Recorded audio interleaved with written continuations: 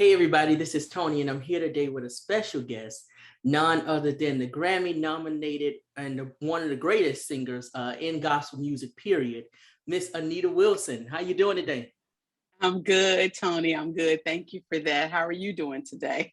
No problem, I'm doing fine. So how have you Good. been doing during the midst of this whole pandemic and everything? I've been doing, being intentional about staying safe and this year and the latter part of this year, the latter half that we're in, I've been moving around a little bit more. I didn't fly until the top of June. I hadn't Mm, flown since the top of January of 2020. mhm. So definitely sat still for a while, but been moving around a bit, but still being mindful that we're still very much in a pandemic. So just trying to be safe and stay healthy and well, while doing some promoting as well, and making sure I take care of my emotional and mental health as well as my physical and spiritual health too, because these are some crazy times we're living in. That's So right, that's right. yeah, just being intentional, being Yeah, intentional. yeah. It's so Yeah. important to be, especially now, I think a lot of people are starting to realize that. But if you don't take care of you, I don't know who else is, and how Mm-hmm. can you do anything without taking care of you? So Mm-hmm. a lot of Yep. us took the time to run around and try to do everything and be supermen and superwomen, but it's Yeah. like after a Yeah. while, the body is like, okay, I need a break. Yeah. Sit down. Sit So down. Yeah. I'm glad you said that. Being intentional. That's a word for the day. For sure. Absolutely. Yeah, yeah. But of course, if people don't know, you're a Grammy nominated artist, like I said. One of Mhm. my favorite artists, and your version of Jesus Will is my favorite. We used to sing Thank that in you. choir, Thank so you I so had to learn much. that. Yeah. Okay. Okay. I Thank love it. you. Oh, Oh that yes. that's my favorite part when you do that right there. That part, that little part right there. Yeah, yeah.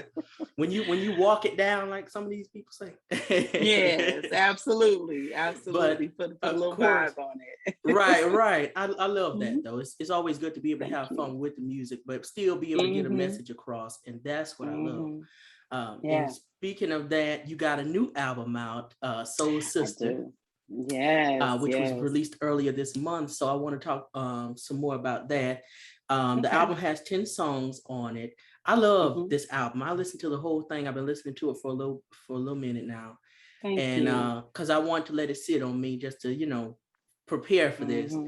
But I love Hmm. this whole thing. So you got some groove, you got some funk, you got some worship, in there. You got pretty much Hmm. everything. So talk to me Yeah. about the production of this whole album and what the process was like. For sure. Well, me and my husband, Rick Robinson, produced the album together. Shout out to Rick Robinson. He's my co creator, my creative architect, all that good stuff. Um, we started, as we always do, we started a year or more ahead of time. Mm-hmm. Just kind of hearing the vibes and, getting some different ideas for different songs.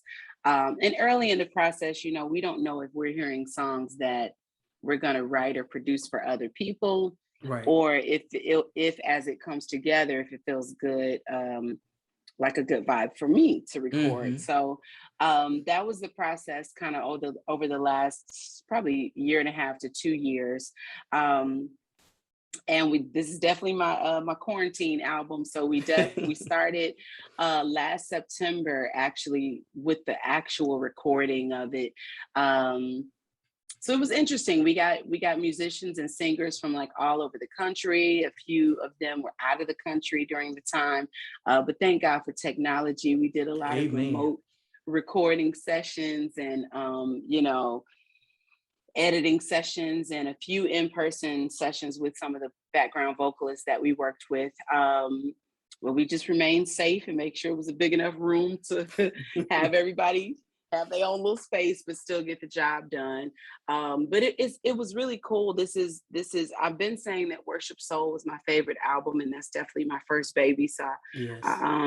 that's definitely a special place in my heart, as they all are. But this album is so special to me, Tony, because it's the first one that I'm releasing completely independently, Mm-hmm. a complete independent effort.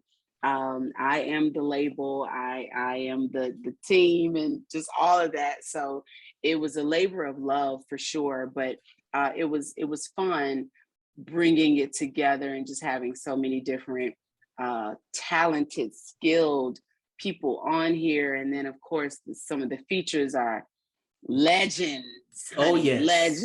Oh legends. yes. So I'm so grateful that my brother B Slade consented to be on this album. He's doing what I call signature background vocals on one of the songs, Still Alive.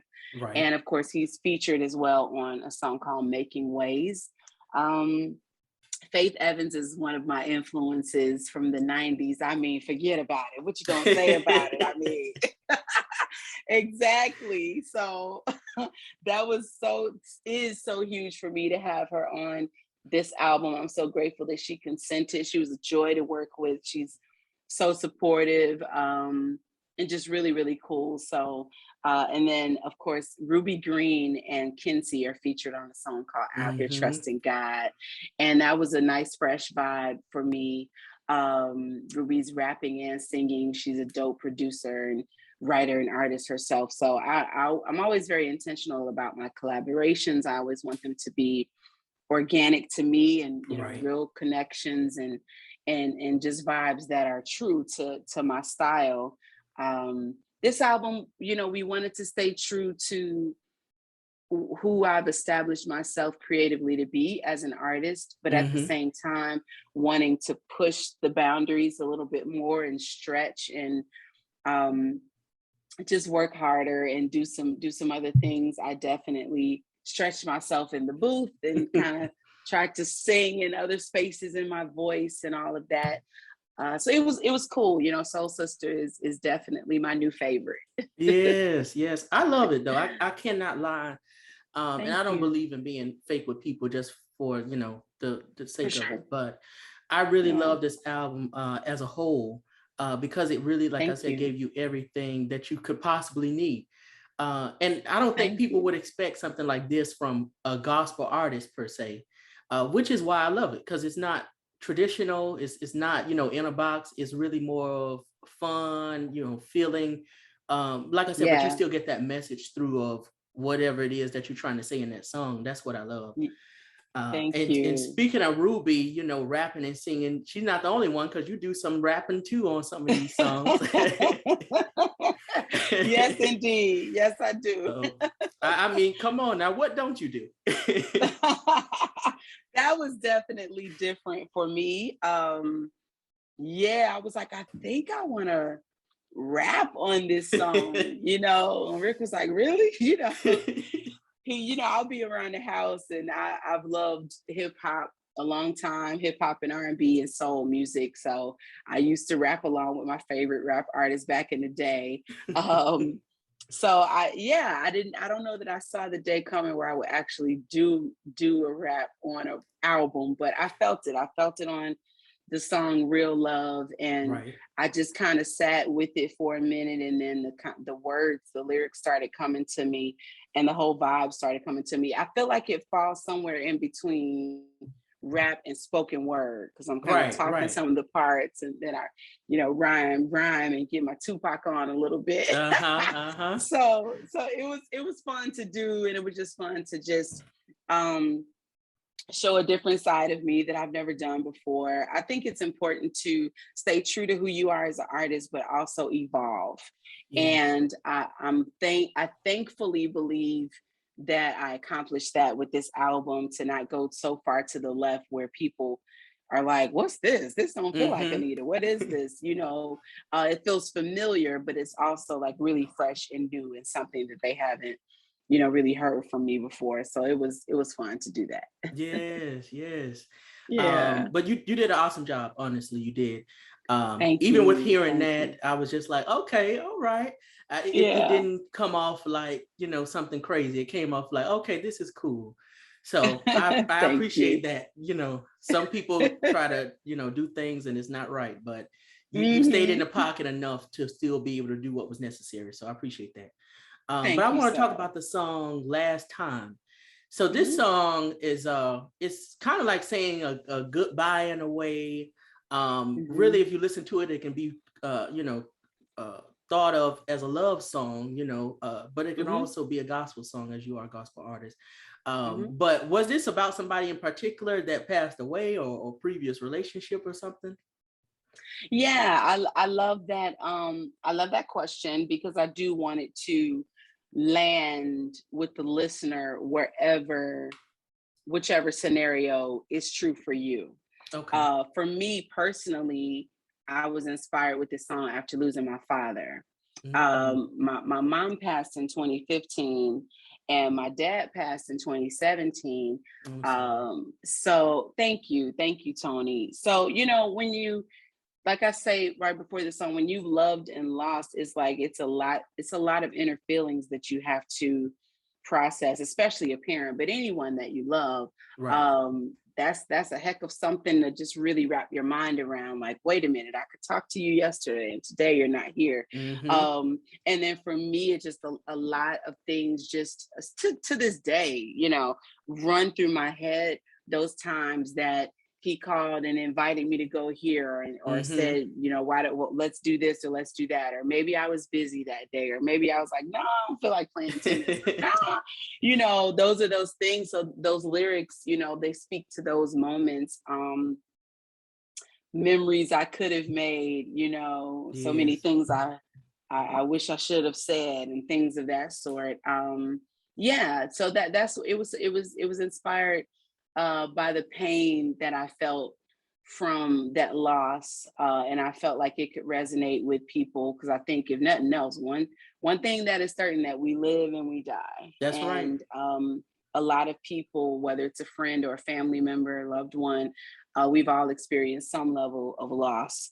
So yeah, those times. So I've definitely gotten feedback that, like, I gotta skip that one because that would have me in my feelings, But I don't want people to be crying. But I do hope that the song Last Time gives us that good cry that we need, because so many times we feel a cry right at our throat, and we feel it in our eye, and then we swallow it. We make it go away.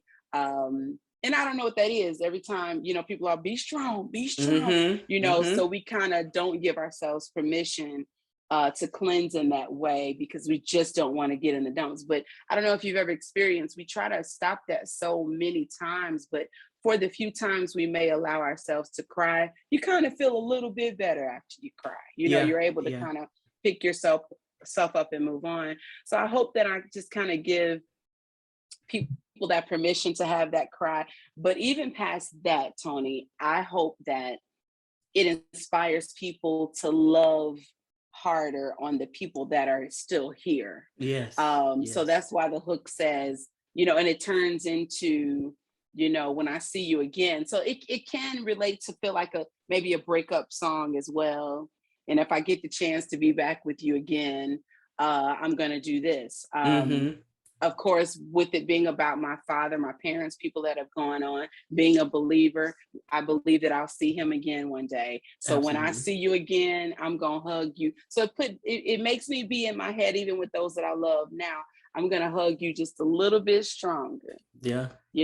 Kiss you just a second longer, and hold you just a little bit tighter, because man, if I could hug my daddy right now, I'd never let him go. Okay. So some of those things that we take for granted when we just say, hey, how you doing? Okay, it's like, no, take that moment for granted, because when it's gone, it's gone. I mean, don't take that moment for granted, I should say, because when it's gone, it's gone. So I hope that, in addition to getting people in their feelings and crying and stuff, I hope that it inspires people to let that message live, and just to appreciate a bit more the people that we still have with us. Yeah, absolutely.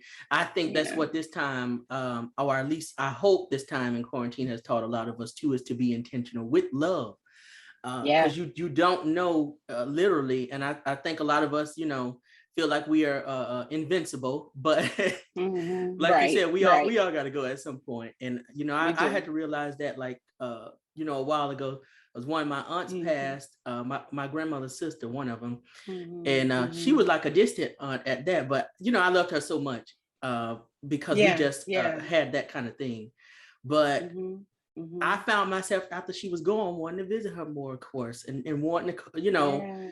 do all this Yeah. stuff. And I'm like, I even had a dream, and I was like, it's crazy when people are here, we don't do this stuff, or, we Yeah. don't take the time, even though we have the time. Yeah. We make Yeah. excuses like, oh, I'll do it tomorrow. Oh, I'll Yeah. do it this, Yeah. So Yes. it's definitely important to be intentional with love and to love people while they're here. I definitely Very started true. trying to do that now since, this whole thing has happened. I've been trying to go out more, not Mm-hmm. in spaces where a lot of people are, of course, Yes. but, Yes. Yeah. to have conversations and to be around family a little bit more and, talk to that person I Mm-hmm. might have not talked to, whether it was a cousin or an aunt or whoever, Yep. Yep. have that relationship and that conversation and just be like, hey, I don't care. We don't talk Mm-hmm. every day, but hey, I still love you. As long as we're good. That's it. Yes.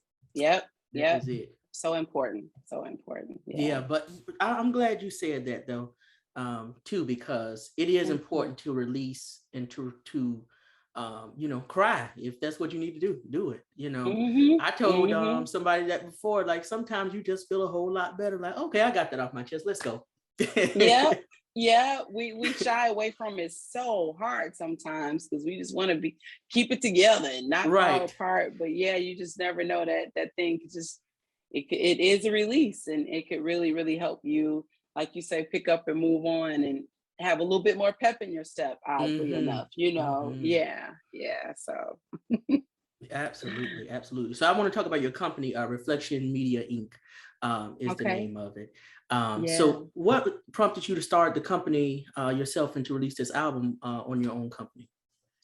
Well, I've had a few different scenarios with being affiliated with labels since I Right, started my career in 2010, and I just realized along the way that I was more than just an artist. And I noticed and I paid attention. I was interested in things that were past the artist space, and there were even times where the team or the staff would have meetings and they're like, okay, we're going to talk about the photo shoot and we're going to talk about the promo performances and your styling, and then okay, so you can get off the phone now, Anita, and then we're going to talk about the rest of the business. And I'm like, well, no, what about the streaming and what right, about the right. budget and what about, they like, don't worry about that, and I'm like, oh no. So I knew early on that it was that was the case. And I had my interests were deeper than just in the space of an artist. So I just kind of paced myself through those years and saw those commitments through that I committed to with those previous albums. And I knew that I needed to position myself at some point to be completely independent. I feel like I've been independent the whole time from a certain standpoint because I've always invested financially into my albums. I've invested financially into marketing and all of those things. So I wasn't a stranger to just putting money into projects and really wanting to work hard because I Right, take my art seriously. I work hard on it and I want to do all I can to expose it to as many that may be able to receive it. mm-hmm. Um, so yeah, I just kind of worked hard to position myself to be independent, to have that creative control, to not have to ask anyone about what I can and cannot record or what their Right, thoughts are on my style, or a lot of times labels can be very industry accolade driven, and if your music isn't like soaring on the charts, then they don't find the value in it. mm-hmm. And I was that artist along the way where perhaps this or that song wasn't shooting up the charts, but when I paid attention to feedback of people that was really listening to it, they were being blessed by it. Mm-hmm. And I was walking through the airports and people were like, I know you. I like your song, Jesus Will. And then it's like, well, the label talks like nobody knows who this girl is, but I'm walking through the airport or whatever the scenario was. And it was just different measurements that made me know that, like, okay, I'm hearing this over here, but I'm seeing the impact over here. So I had to Right, kind of temper the feedback that I was getting, and just kind of take the different route for my specific journey, to his or her own. You know, you have to That's be in right. tune with what works for you. And I just knew early on that the completely independent journey was likely best for me. So I just kind of little by little worked through it. I incorporated my company and, you know, was saving money and just learning, because I was definitely on the job training. It's so much to learn in the music industry. The Oh technology yeah. changes Oh yeah. on a daily sometimes, you know. So I'm like, what now? Do what? How does it, you know? So I've learned a lot and I'm still learning a lot, but it is a very rewarding space to be in. If it goes well, it's nobody's fault but mine. And well, if it goes well, I'm grateful. And if it doesn't go well, I ain't got no fingers to point. I'm like, well, Hmm. I didn't do this well.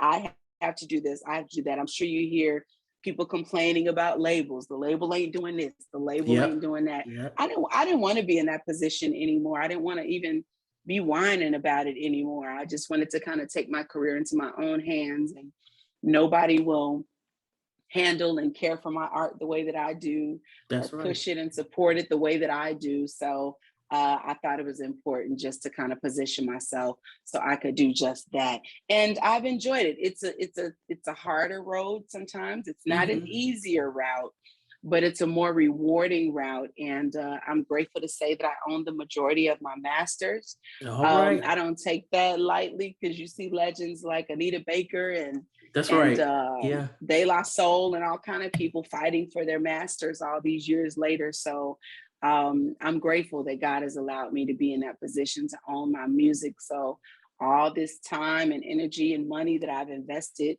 it can come back to me, you know? So when Yes. you play my music, you are directly supporting me and my company. So I'm grateful. I'm grateful. Yeah, absolutely. So I hope everybody goes out and buy this album. Those who might have not Thank known you you. before, I hope they definitely go out and check it out. I Yeah, want to thank talk you. about, and I can't keep you all day, so I'm going to try to wrap it up soon. Um, Okay, well, but good, good. but yeah, because I could talk all day long about music, especially, but we can't do that. I love music too. Yeah, I got Yeah, you. yeah, yeah. All So good. as far as success is concerned, or whatever you might consider success, Mhm. during your career, you know, I know you talked about the labels saying different things, but was it ever, you know, something for you that you were saying, okay, I'm not at the top of the chart, so I'm not here or I'm not there? Because I always don't necessarily equate success with charts. Just because, for one, gospel music sells differently than R&B and hip hop music. Right. And then two, it depends on what you're selling. You know what I'm saying? So Mhm. if you're Mhm. not really Kirk Franklin or, you know, a lot of these Mhm. artists, necessarily you might not always be, you know, at the top. Um, Mhm. Mhm. so for you, was that something that was always like in the back of your mind, or did it matter to you at all? Or was it more just about blessing people or having that response, you know, in the real world? Mhm. I think it's been a combination of all of that. Hmm. I think that um, I've evolved. I call myself a very processed artist at this point, because early in my journey, um, that that that's what's fed to you from labels. So that's what you think you should be paying attention to or aspiring Hmm. to. Stellar nominations, you know, on that first album. Um, I got a lot of great feedback from Worship Soul. So when I was headed to the Stellars, you know, I was sure I was going to get at least one of them, because this, you know, people just from everywhere just loving my album, and this is great. And then I went to the shows, like the pre-show and the Stellar Awards show, and the one category went by and I didn't get that one. I was like, okay, well, it's two more, it's two more.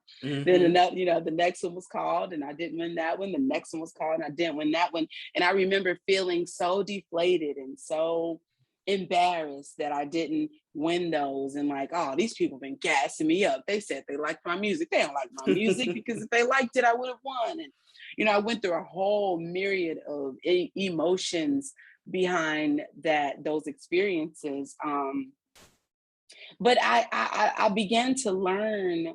I think zeroing in, and social media helped this. Okay. Running into people in person and social media helped this, because I was hearing from people, Hmm. and there's nothing like, going up on a stage and getting the shiny award. I'm sure that's an amazing experience. Right. But man, ain't nothing like when you talk to somebody and they give you those testimonies of how your music has helped them through their life. I don't take that lightly, because as adults, we know we're not going to say that lightly. I'm not going to say, "Oh, this paper towel really helped me through my life." "Oh, this pen, honey, I couldn't have done it with that." We're not going to say those things lightly. If you Right. say that, that means somebody is pressing play on my music, and girl, you helped me get my PhD. I played your music. Those types of things, man, that's what landed in my heart. So those are the things that made me, even while hearing feedback from labels, and labels begin to say that this wasn't successful because it wasn't high on the charts, it wasn't doing well. But I had to simultaneously, chew the meat and spit out the bones of that Right. part, because I'm getting this other feedback that honestly means more to me. Because honestly, the Grammys is one night, the Stellars is one night, but it's a lot of hype around the Stellars. But the week after the Stellars, ain't nobody talking about the Stellars At all. You know what I mean? At all. Salute to everybody at the Stellars and the Grammys and all of it. And I've been grateful to have nominations and be invited to the parties at the Grammys and all of that. That's dope. That's really cool. But what means the most to me is my music being impactful, and even music that I released 10 years ago, people are still feasting on and being blessed by. So that means a lot. So I mean, early in my career, to answer your question, it did. I thought that's what I wanted.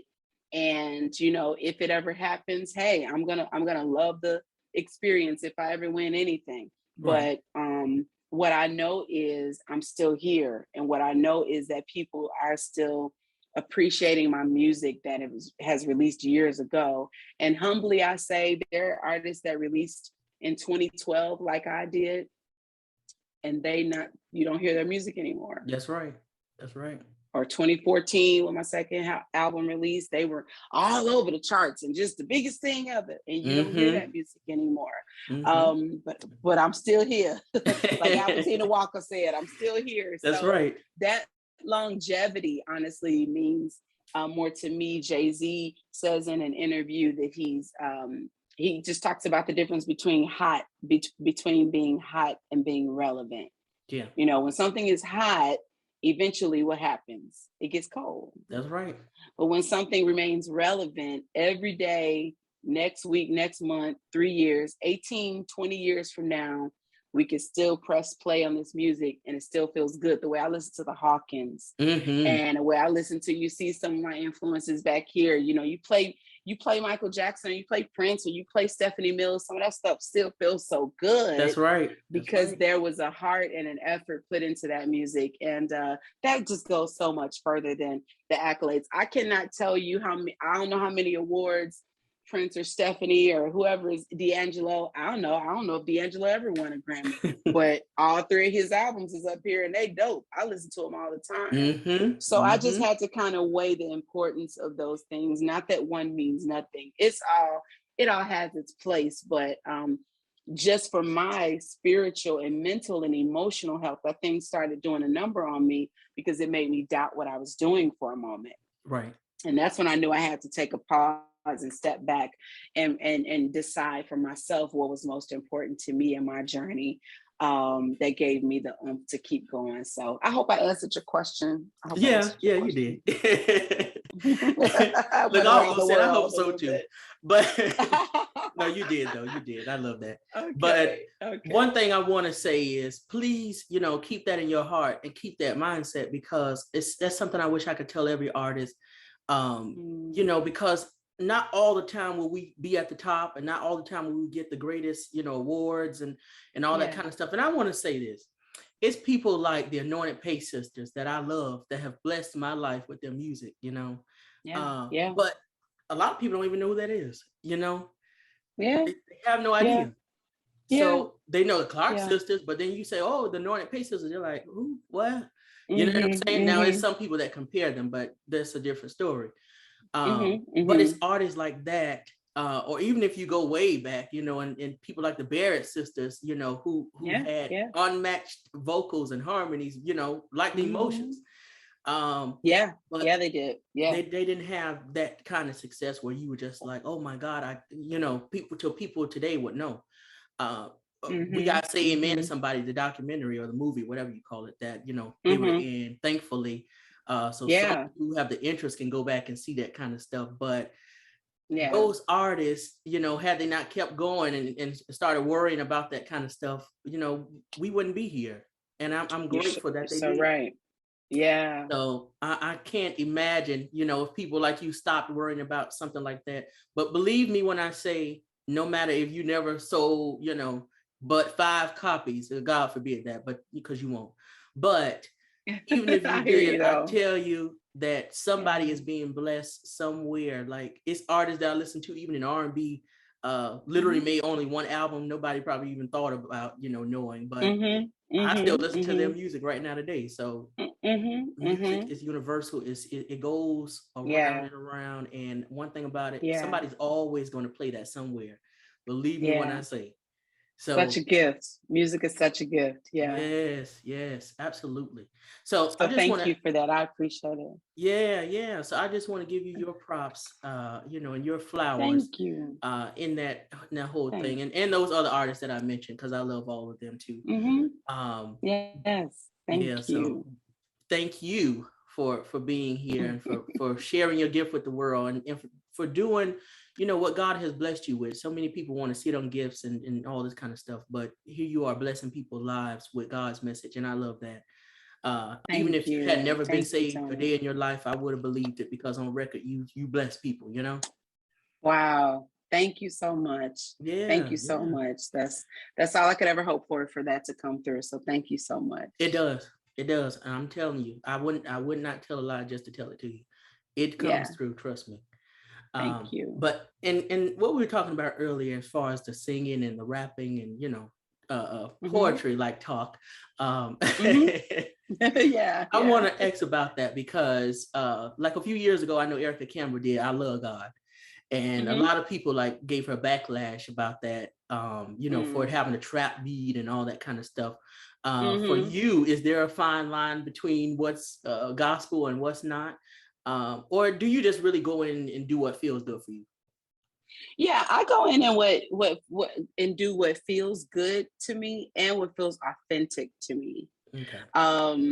Yeah, I wouldn't, you know, I don't follow trends, because trendy stuff can be a little, you know, trends are trends. They come and they go. That's right. But I always want my music to really last. So, but yeah, rule is definitely, I don't have any boundaries as long as it feels good. So maybe nobody would be expecting me to rap, but when you listen to it, it ain't nothing I'm out here doing. It feels authentic. Yes. Hopefully, that's the hope, at least. But yeah, for me creatively, I know I'm grown, you know, so I'm not out here just trying to see what can fit and what cannot fit. You know, Rick knows my voice, and I know my voice. I know my vibe. I know the space that I'm in, even for the boundaries that we push. You know, I know when we think about it, I can imagine it like, yeah, I could see me doing that. I could do that. I could own that, you know. Or, you know, there are vibes that, and during the creative process, when it comes together, maybe we think that I should sing this or that song, but when I demo it, it's like, I don't know, this doesn't really feel right on my voice, or, you know, this don't really feel authentic to me. So, you know, you just have to try it. Sometimes you can imagine it and know right off, like, or sometimes you just have to try it and demo it and see. But yeah, you can always trust that I'll do what's authentic to my style and to what and do what feels good. We always say, if it feels good to us, it's gonna feel good to somebody. Exactly. You know, yeah. But within that, you know, definitely, I love freedom of expression and creative freedom, creative control. So as it relates to beats and sounds and all of that, you know, outside of some crazy cussing or some weird words that, you know, you'll never see us doing, in my music or whatever. But other than that, I think that so much music influence came from gospel. So we don't have to be scared to try other things from, trap beats or island beats or rap or jazzy stuff or, any of it, because, music is a gift and it's meant to be explored. So we definitely have fun with that, and just with that, make sure that it's authentic to me. Yeah, absolutely. Yeah. I don't think people realize, that kind of stuff too, because even if we look back, like, at other gospel artists, you don't even realize some of the stuff that they've taken from R&B or whoever and used. You know what I'm saying? Just like Twinkie Clark said, she used Stevie Wonder's Master Blaster and You Brought the Sunshine. Like, you don't think about that until they tell you this. And BB and CC Winans, of course, did that. Like, I'm listening to Joe Cocker and I'm like, Lord, why does it sound like a gospel song? And then I'm like, BB and CC did it. That's why. Yep, exactly. You're such an old soul. Yeah, that's good. It's crazy though, because I was listening to him the other day, matter of fact, because the guy that I had on the other day was a songwriter. He wrote Living in America for James Brown. So he also wrote for Joe Cocker too. And I was listening to his stuff and I'm like, I know BB and CC did not do this song. And I was like, yeah, they did. Yeah. So yes, they did. It just comes to show you how much influence gospel is everywhere and how much all music is really alike, if you think about it. So, you just got to go with what works for you. And I love that. And let everybody know where they can purchase the new album and where it's available at.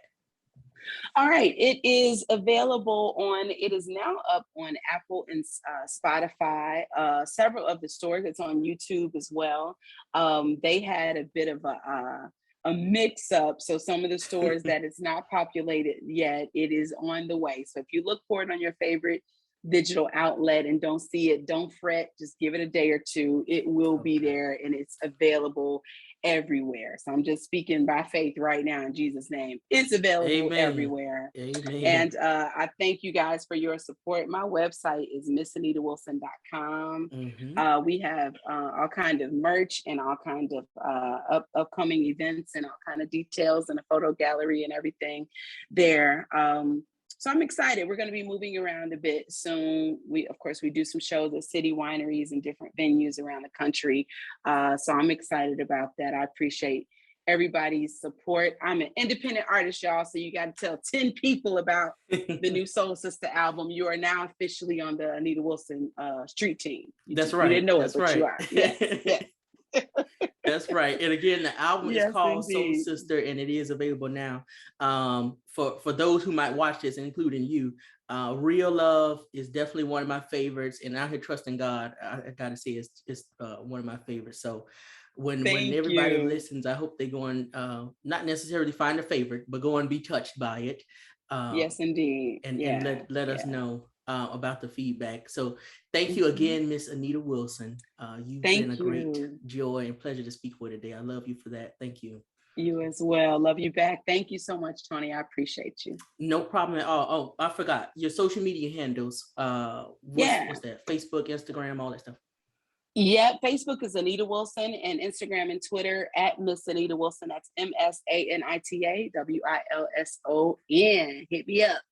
All right. You know what? I want to give you my text number. There's a text number that anybody can text me, and we can stay in touch that way as well. It is 7. Let me see. I want to say it right. I don't want to mess it up. It's 312-487-4473. Okay. Well, ladies and gentlemen, this is none other than Miss Anita Wilson herself. Thank you again. Thank you. Take care.